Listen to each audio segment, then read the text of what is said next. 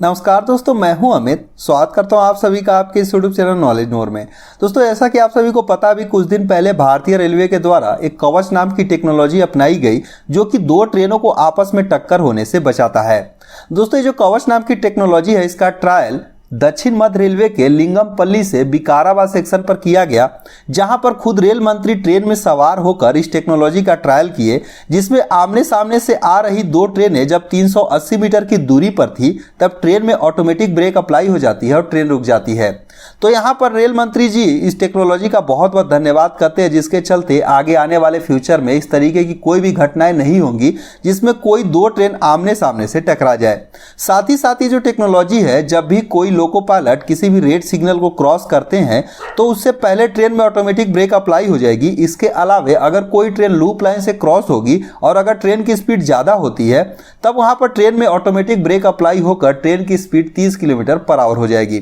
तो दोस्तों, इस तरीके से देखा जाए तो ये टेक्नोलॉजी है बहुत ही कारगर साबित होने वाली है, जिससे इन फ्यूचर कोई भी इस तरीके की प्रॉब्लम नहीं होगी। तो दोस्तों, मेरे कई सारे व्यूअर ने जानना चाहा है कि आखिर ये जो कवच नाम की टेक्नोलॉजी है किस तरीके से काम करती है और यहाँ पर भारतीय रेलवे इसका किस तरीके से यूज करने वाली है। दोस्तों, आप YouTube पर बहुत सारे वीडियो कवच से रिलेटेड देखेंगे, लेकिन किसी ने भी इस कवच टेक्नोलॉजी के बारे में कोई प्रॉपर जानकारी नहीं दी है कि आखिर ये जो टेक्नोलॉजी है किस तरीके से काम करती है। तो आज के इस वीडियो में हम इसी कवच नाम की टेक्नोलॉजी को विस्तार से समझेंगे और जानेंगे कि कैसे ये जो कवच नाम की टेक्नोलॉजी है दो ट्रेनों को आपस में टक्कर होने से बचाएगी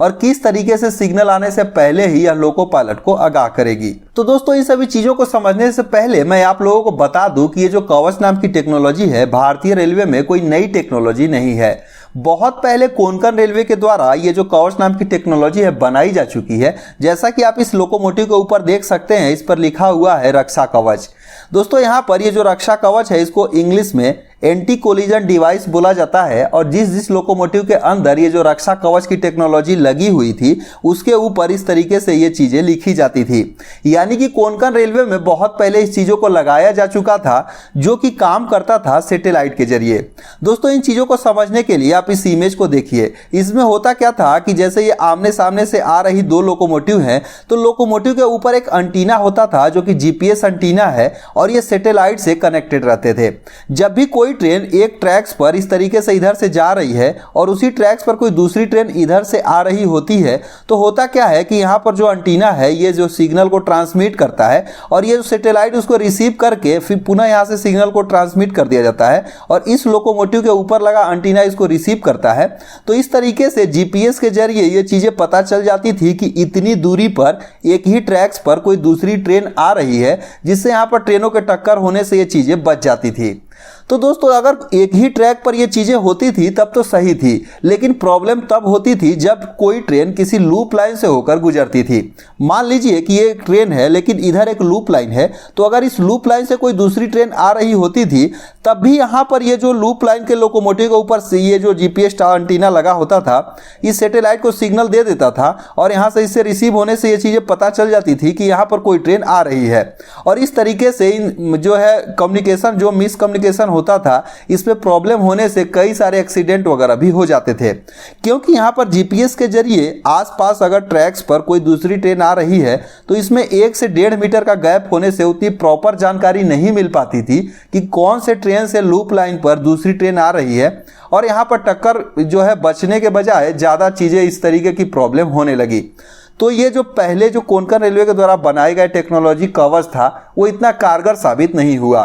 तो दोस्तों, उसके बाद आरडीएसओ इन सभी चीज़ों पर कई सारे रिसर्च करते रही, जिससे इस टेक्नोलॉजी को और भी उम्दा बनाया जा सके ताकि यहाँ पर ट्रेनों के जो भी कोलिजन होने की संभावना होती है उससे दूर किया जा सके। तो दोस्तों, इन चीज़ों को देखते हुए भारतीय रेलवे के द्वारा ये जो नई कवच नाम की टेक्नोलॉजी है उसको लाया गया। दोस्तों, ये जो नई कवच नाम की टेक्नोलॉजी है इस पे कई सारे चीज़ों को इम्प्रूव करके तब फाइनली इस टेक्नोलॉजी को बनाया गया जो कि बेहतरीन तरीके से काम कर रही है। तो चलिए इसे विस्तार से समझते हैं कि आखिर इसमें ऐसे क्या क्या इंप्रूवमेंट किए गए जिसके चलते ये जो कवच नाम की टेक्नोलॉजी है काम कर रही है। तो दोस्तों, यहाँ पर आप देख सकते हैं, यहाँ पर ये एक ट्रैक्स है और इस ट्रैक्स पर इधर से एक ट्रेन आ रही है और ये दूसरी ट्रैक्स है, यहाँ से इधर से ये ट्रेन आ रही है। दोस्तों, इसमें किया क्या गया कि चूंकि इसमें जो है पहले जो कवच की टेक्नोलॉजी थी वो तो सैटेलाइट से काम करते ही थे, इसमें भी ये सैटेलाइट का यूज किया गया, लेकिन इसमें एक एडवांस चीज़ें लगाई गई जो कि थी RFID रीडर। दोस्तों RFID रीडर यहाँ पर हुआ क्या कि मेन अगर हम कंपोनेंट की बात करें तो RFID रीडर के साथ साथ हर रेलवे स्टेशन पर एक GSM एंटीना लगाया गया।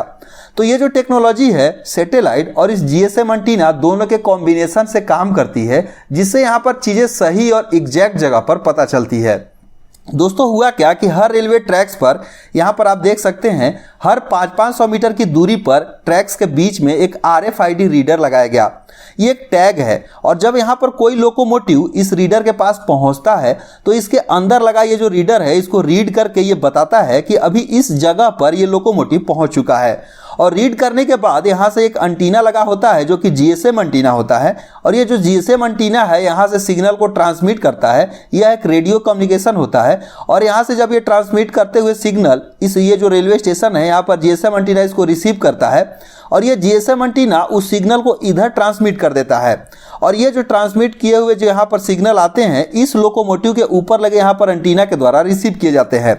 जिससे यहाँ पर ये चीज़ें पता चलती है कि अभी जो ट्रेन है इस ट्रैक्स पर इस जगह पे है। साथ ही साथ ये जो आप यहाँ पर देख सकते हैं इन दोनों के डिस्टेंस को मेजर करने के लिए एक जो है यहाँ पर GPS एंटीना भी लगा होता है, और ये GPS एंटीना सैटेलाइट के थ्रू ये कम्युनिकेट करते हैं, जिससे उस एक्चुअल पोजीशन या फिर डिस्टेंस के चीज़ों को पता चलता है। और जब दोनों चीज़ों को एक साथ मिला दिया जाता है तब सही चीज़ें पता चल पाती है कि अभी कौन से ट्रैक्स पर और कितनी दूरी पर दो ट्रेनें आमने सामने हैं। तो इस तरीके से यहाँ पर एग्जैक्ट चीज़ें पता चल जाती है।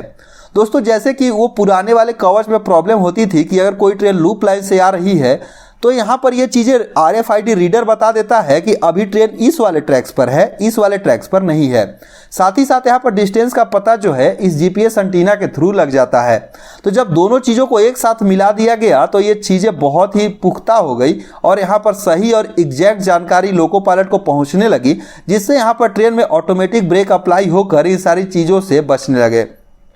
दोस्तों यहाँ पर आप इस सिग्नल को देख सकते हैं, ये जो RFID रीडर है हर 500-500 मीटर यानी सिग्नल के पहले लगाया गया है। तो ये जब RFID रीडर ये रीड करता है कि अभी कोई आगे सिग्नल है, तो जैसे ये सिग्नल के पास पहुंचने वाले होंगे तो इसके अंदर ऑटोमेटिक ब्रेक अप्लाई होकर ट्रेन यहाँ पर रुक जाएगी। साथ ही साथ अगर कोई ट्रेन लूप लाइन से होकर गुजरेगी तब वहाँ पर भी RFID रीडर लगाया गया है, जिससे ये चीज़ें पता चल जाती है कि अभी ट्रेन लूप लाइन से होकर जाने वाली है। तो ट्रेन में ऑटोमेटिक ब्रेक अप्लाई होकर ट्रेन की स्पीड 30 किलोमीटर पर आवर हो जाएगी।